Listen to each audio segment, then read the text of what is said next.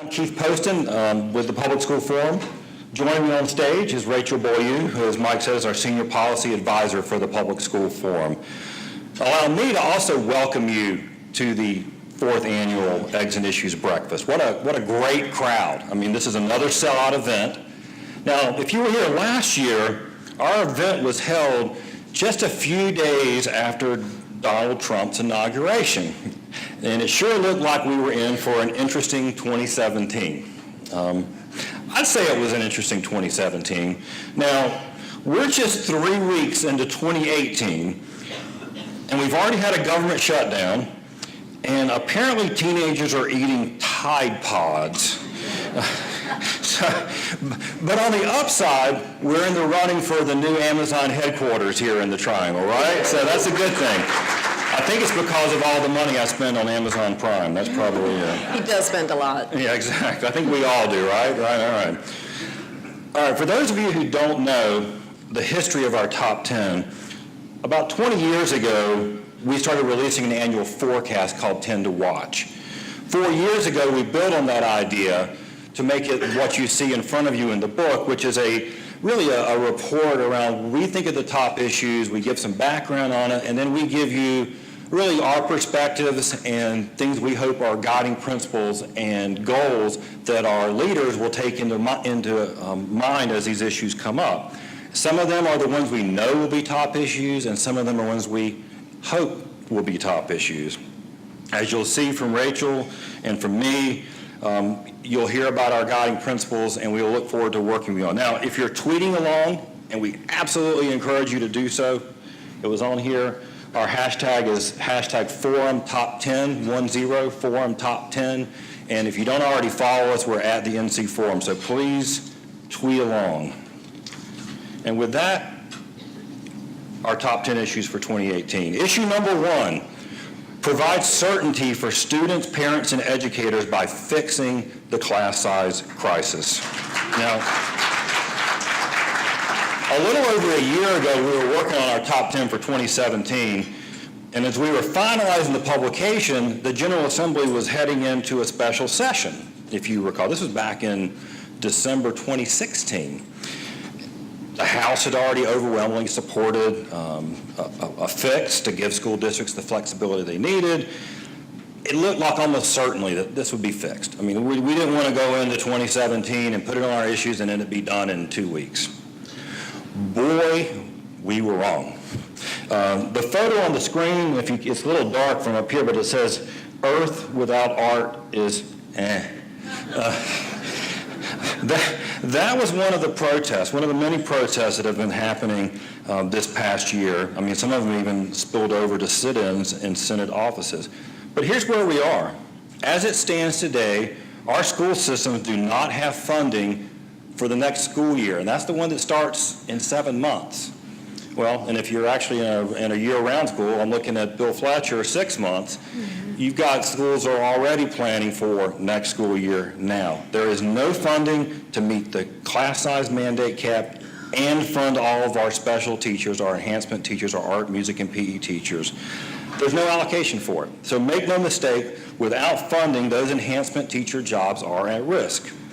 Already this past year, art and music teachers have lost classrooms, had to put art on carts, sometimes storing them in closet, and beyond that, we've seen 4th and 5th grade class sizes balloon. So what do we think? Fully fund the lower class mandate and extend the timeline for implementation. Now, when we say fully fund, we mean all our art, music, and PE teachers. These are not nice to have positions, right? These are not nice to have positions. And if they do provide funding, extend the timeline for implementation. This is a crisis that does not need to be happening. Now, I think some legislators have acknowledged the obvious. Our schools do not have the funds, the classroom space, or the time right now to make this work. So we need to fund it, but we also need more time. And the second part is to restore class size flexibility. Our school leaders do what is best for their students. They regularly make decisions based on the situation in each school. They know which schools need smaller classes. They know which schools can get by with larger classes. They know which ones need turnaround principals. They know which ones are high flyers, and they need to share that information out. Let our educators lead and make those decisions.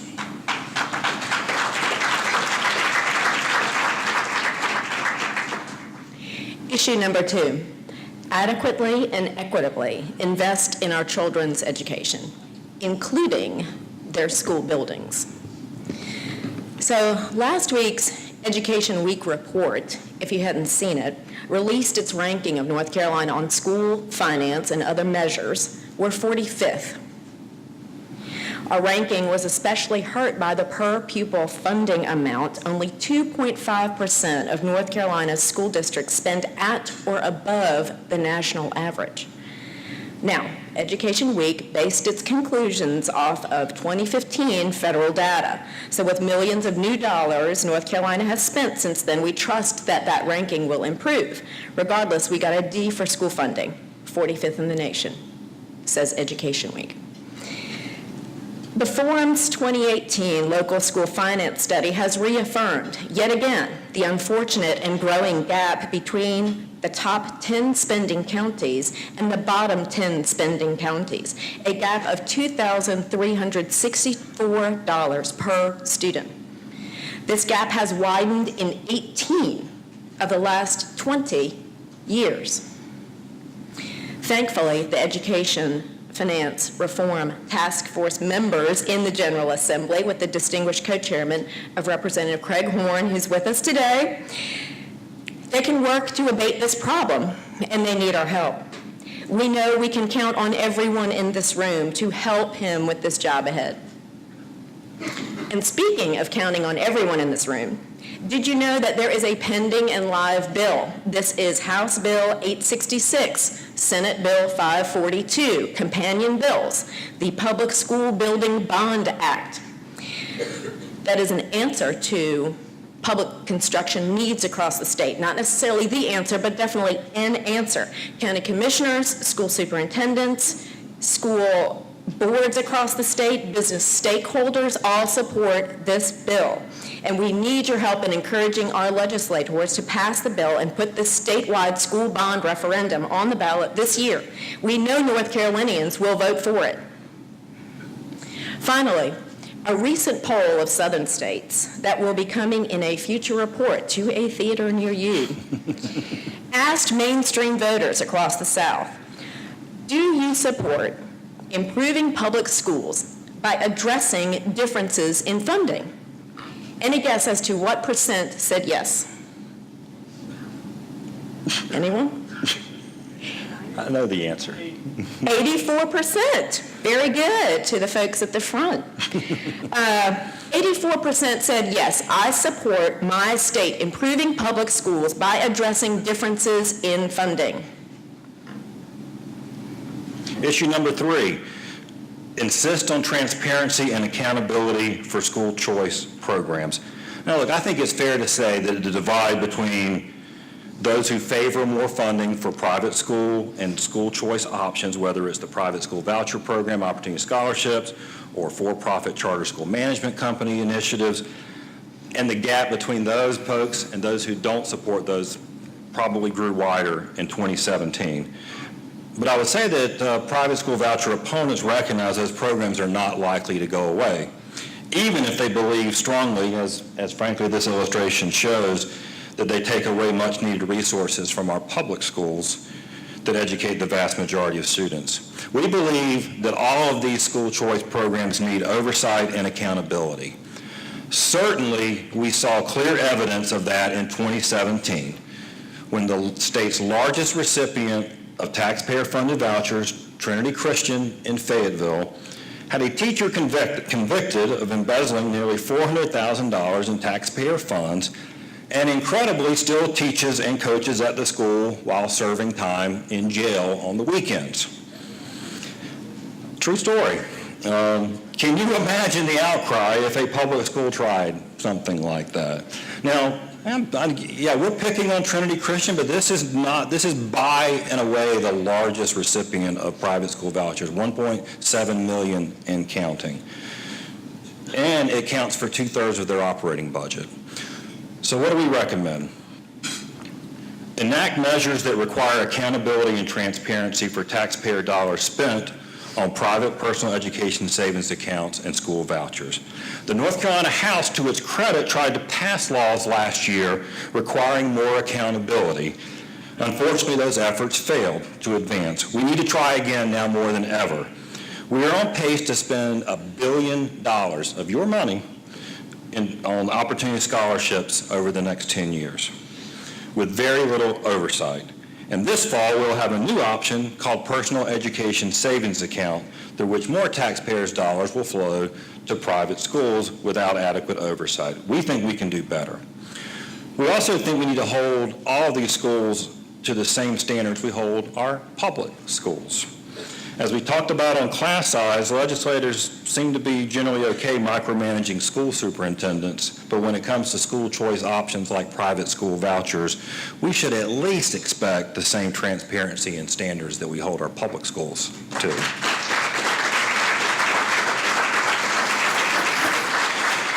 And our last point is around the virtual charter schools. We need to really understand that data before we move to lifting what's now a pilot.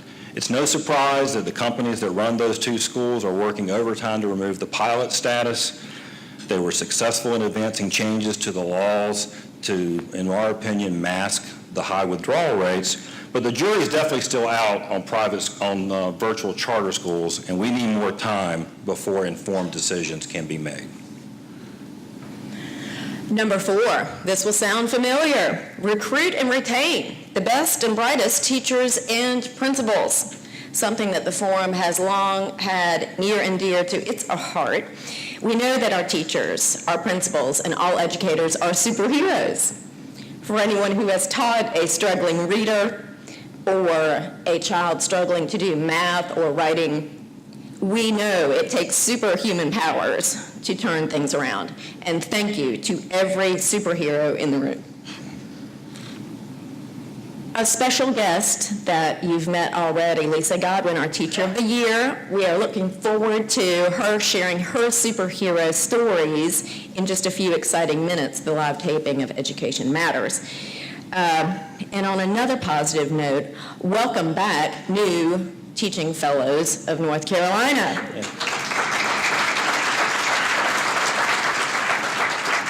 A welcome kickstart by the General Assembly. Indulge me for a moment. Show of hands, any Teaching Fellows in the room today? There we go. Hello. Hello, hello. The loud, the proud. All right. So we'll help this new breed of Teaching Fellows as it gets up off the ground. As a Teaching Fellow Old Guard alum, class of 93, Elon, I know how North Carolina recruits and retains the best and brightest into our teaching profession. And for all of you, including the forum members who built this world-class program, we know, you know what it takes to recruit and retain the best and brightest in our profession. For one, bringing principal pay up from 50th in the nation was a solid start last year. A wise investment by our General Assembly. They recognized the problem and took steps to solve it. The new principal pay plan, based in part on school growth and school-wide student performance, has not been without its critics. The North Carolina Principals and Assistant Principals Association estimates that roughly 1 in 6 principals will lose money in the 18-19 school year if the hold harmless provision is not extended. Moreover, many veteran principals who have withstood the test of time in our schools and no more than most would like to see the pay for advanced degrees reinstated for the long haul, among other improvements. We continue to need increased investments in principal preparation. Principals are not created overnight. They require time, talent, and treasure. Finally, the one least talked about, the most significant change in state law, some would argue, was the elimination of retiree health benefits for future teachers, educators, and state employees effective 2021 and after. We know that a tangible benefit what a tangible benefit those retiree health benefits are for future employees, especially in this day and age. And for anyone who has been involved in recruiting public servants and hiring them, you know that it is oftentimes those benefits that gets a qualified candidate in the door in the first place. We need to have those future benefits for our future public servants reinstated, if you please. I like how you added please on that. Issue number 5. You're lucky I didn't say it in French. Once again, fix the faulty A to F school grading system. You know, I keep hoping one year I can take this one off our top 10 list. This law has been flawed from day one, and it hasn't changed, and neither has our opinion of it. A still stands for affluent. And this very simple chart, and I know you probably can't read it, but it's also in your booklet, tells the whole story. Schools that serve 50% or more students who are living in poverty only make up 10% of the A-rated schools, but they make up 92% of the D-rated schools and 98% of the F-rated schools.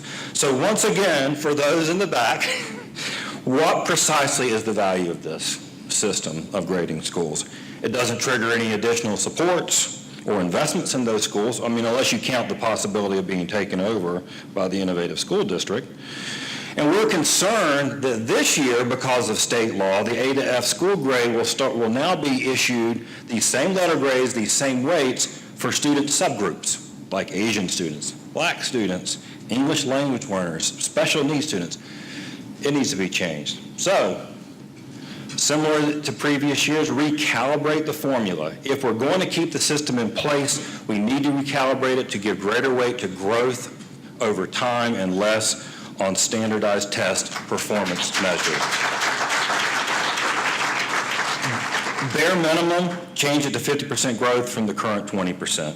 Use the letter grades to identify schools for state support. We think the system's flawed, obviously, but if we have it, let's at least use it to drive additional supports and resources to the schools that need it most. And finally, consider other indicators of student and school success. North Carolina had an opportunity and still has an opportunity under the Every Student Succeeds Act to incorporate other school-wide indicators to measure success, things like chronic absenteeism and student surveys. Number 6, scaling up successes for our state's struggling schools. Say that 10 times fast. Intermingled throughout our top 10 education issues is this undercurrent or overcurrent of North Carolina's increasing divide. Whether you call it the haves versus the have-nots, the rural-urban divide, whether you are in a commerce presentation, a higher ed talk, in a business audience, the same holds true in public education. Are we really talking about achievement gaps, or are we talking about poverty gaps? Well, here today, we are talking about both, whatever kind of gap you call it.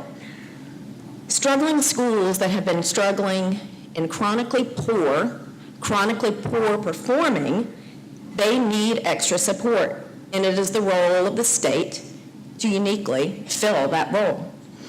Successes on this score have thankfully already been proven, and we are rightfully enchanted by returns on investment, whether it's the stock market, our 401ks, even struggling schools have returns on investment. For example, for those North Carolina schools ranked in the bottom 5%, studies conducted by a Vanderbilt University professor showed that for the 4 years of DPI's district and school transformation support, 70% of those schools met or exceeded growth. That is a Herculean effort, in case you didn't know. We call it the work of TALIS, or turning around low-achieving schools, within the Department of Public Instruction. Not only that, but in 2017, DPI demonstrated that TALIS's work resulted in 54 more high school graduates per year versus those incomparable schools, for those schools that were served by TALIS. So DPI found a $4.46 million return on investment. I'll take that ROI any day. So you can see here that with bullet number 2. A great return on investment would be to increase funds for the Talus model at DPI. And 2, we need to think outside the box when it comes to turning around our struggling schools. Because guess what? The box just ain't working.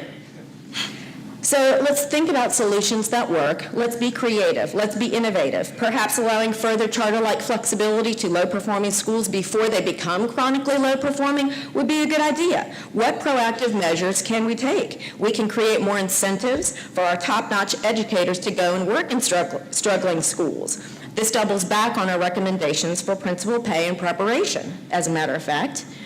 So, for example, if we're incentivizing new, highly qualified teacher graduates to go and work in low-performing schools, why not do the same for our principals and assistant principals? Issue number 7, adopt a whole child approach to health and learning. The good news is there is a growing recognition and acceptance of the notion that when it comes to education, we need to focus on the whole child. It's become a key focus for the state board, the General Assembly, the Department of Public Instruction. Part of whole child means looking at social and emotional learning and understanding that our students are coming to the classroom with tons of baggage, all of society's ills, literally on their back. This young lady's backpack reads neglect, poverty, homelessness, immigration status, financial insecurity, hunger. So ensure that all North Carolina children have access to high-quality after-school and increased investment in after-school and out-of-school time programs now. These times outside of school are critical. Sometimes we refer to it as the second shift in education. It's also a time that we know that too many children are unsupervised from 3 to 6 p.m. From an academic perspective, the notion of a summer slide is well documented, and we know the important role that investing in after school can play in igniting passion and excitement in learning about new subjects without the pressure of grades and tests. We also need to invest in developing trauma-sensitive schools so that all children can learn and grow in safe and supportive environments. Now, the Public School Forum, we're very proud of this. We launched our North Carolina Resilience and Learning Project this past year to work directly with schools and school systems. We are working in 2 school systems today to help all of the adults in the building, not just the teachers, the bus drivers, the cafeteria workers, everyone, to better understand the impact of adverse childhood experiences on children and how they affect their ability to learn. And then to equip those schools with strategies to mitigate that impact.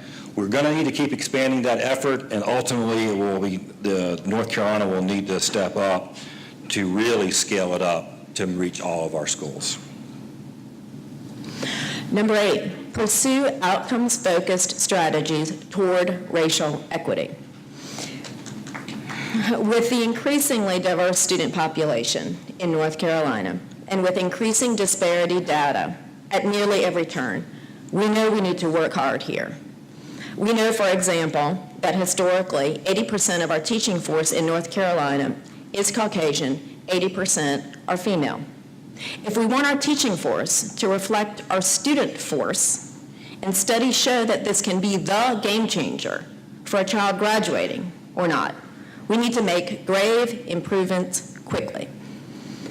I hope that our panelists, and I trust that they will, and they all have very fascinating backgrounds in their own rights, will share some stories along these lines. I'll share a story. So this is not Mr. Steele, but Mr. Steele looked like that about 30 years ago, okay? He was one of those game changers I'm talking about. He was my mentor teacher when I was a student teacher back in the 90s, and I taught 4+ years right down the hall from him in his classroom. He's a black male teacher, now retired, and Mr. Steele had every opportunity to go into administration, to go into the private sector. Some of you who are maybe from the Piedmont region will remember him and know the living legend that he is. He changed lives of children every single day, whether they were black, white, Latino, Asian, or otherwise. He could take a struggling student, no matter their background, and instill the self-confidence in that child that the child needed to succeed. He could turn things around. He could help a child perhaps who had no father or father figure at home recognize that his education was the most important thing. We as a state can find and foster more Mr. Steeles. And we as a state have seen moving trends across public education, focusing on racial equity, and we know what we need to do. Finding more Mr. Steeles, diversifying our teacher workforce to reflect our student force, getting more students of color into our AP classes and keeping them there, seeing them to success. Improving our student discipline practices, keeping more students in school, getting them to graduation and beyond. Finally, let's get comfortable with the uncomfortable. Discussing race and getting to solutions is not easy. The forum will stand by you as we do this heavy lifting together, friends. Issue 9, keep building upon North Carolina's investments in early childhood education. Now you can clap, that's a good one, right? Look, I think this is a real bright spot in education over the last few years. North Carolina has already had a well-deserved reputation nationally for early childhood education. But the debate still existed just a few years ago, whether the benefits truly lasted. That debate is over. We know it works. I want to give kudos to our friends at the North Carolina Early Childhood Foundation and the team working through the Pathways to Grade Level Reading for helping to build that consensus. We also know it requires investment. As this cartoon points out, if you can read it, it says, "Don't talk to me about college loans. I'm still struggling to pay off my preschool loans." Families know this, right? If you've got kids in preschool, this isn't a cheap, private preschool isn't cheap. The General Assembly has invested more, and the wait list for NC pre-K is shrinking. But it's shrinking, that's good news, right? But a wait list still exists, and there are many, many more children who are not officially on a state wait list that would benefit. We even have districts today that can't take advantage of expansion funds because they lack classroom space for pre-K classrooms. That's also being exacerbated by issue number 1, the class size mandate. So, some suggestions: continue to advance and align birth to 8 initiatives locally. I mentioned ESSA before. It has an opportunity for our state schools to better align birth to 8, and we encourage our districts to collaborate with early learning stakeholders in their community. I mentioned the positive investments, but overall, the early childhood education system is fairly fragile. We need to do more to recruit and retain high-quality early education educators, just like we need more high-quality K-12 educators. And then finally, continue to pursue positive collaborative efforts. I mentioned the North Carolina Pathways to Grade Level Reading effort. It is precisely the kind of bipartisan, cross-sector effort we need to foster and support. Number 10, for those who govern our state's public schools, do it well. And is it too much to ask to do it together?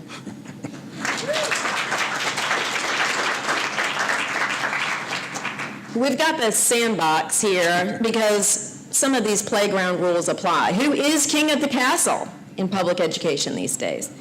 Do we know? Do we know if it's any one person? We do know, by design, our state constitutional forefathers wrote checks and balances into our state system.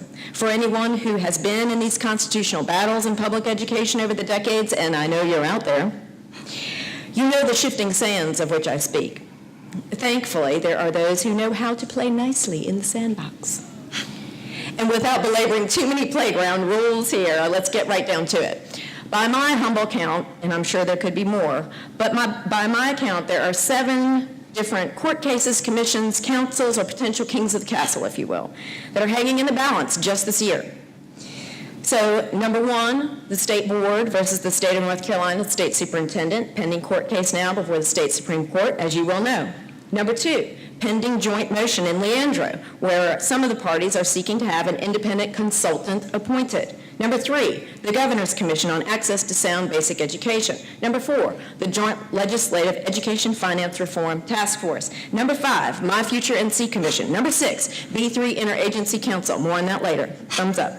Number 7, Professional Educator Preparation Standards Commission. And I'm sure I could go on. Those are just 7 that pop into my head.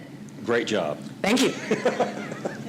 Now, the pessimists in the room might look at these competing factions not playing out well in the sandbox, as it were. Working together may be too much to ask in North Carolina's current climate, but let me highlight some bright spots for you. In an ideal world, the state Supreme Court will decide in a landmark case, perhaps this year, the constitutional parameters of the balance of powers between the State Board of Education and the state superintendent. The B3 Interagency Council, the birth through third grade Interagency Council, one of the creators who may or may not be sitting in this room, and I know many of us worked to have this council enacted. It was created by the General Assembly last year. It has both DPI members, HHS, Health and Human Services experts, and a whole broad swath of experts in this birth through third grade continuum of care, which we know puts a child on that trajectory of making it or breaking it in life. That is a bright spot. We expect great things from that council. And then think about the Opioid Prevention or STOP Act. This is one where the Attorney General, the governor, legislators, there were no party lines on this. This was a bill that was enacted last year with funding to help abate the opioid addictions across the state and the deaths. So these things can happen. We can work together. We have to. There's just too much at stake. Thank you, Rachel, and thank you. That is our top 10 education issues for 2018.